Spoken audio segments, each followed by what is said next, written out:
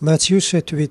Car quiconque demande reçoit, celui qui cherche trouve, et l'on ouvre à celui qui frappe.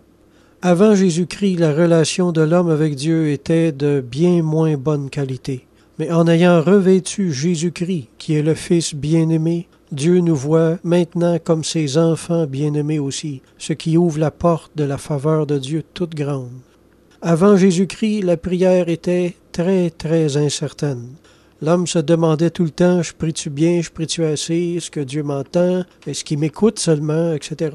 Mais maintenant qu'on est devenus des enfants d'adoption par Jésus-Christ, ses propres enfants, on peut posséder tous les espoirs. Quand on prie, on peut être certain d'être entendu, certain, car on sait de façon certaine que Dieu est tout disposé par l'amour qu'il nous porte à exaucer nos désirs, les désirs de notre cœur. Ça signifie que même quand on périt pour une chose plus ou moins sage, qu'il y a une petite voix dans notre cœur qui dit non, mais il nous est permis de prier encore. On peut nous répondre non plusieurs fois, puis un beau jour, il arrive que le non change en oui. Les seules prières que Dieu n'exaucera pas ou n'exaucera jamais sont des choses qui seront contraires à la morale, contraires à l'amour, contraires à notre propre bien-être.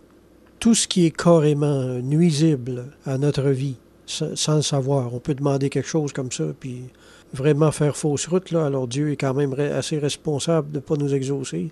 Moi, dans ma vie, j'ai observé que plus je croyais en l'amour de Dieu pour moi, plus je croyais en la prière, ben plus j'étais exaucé. C'est comme ça que ça fonctionne. Amen.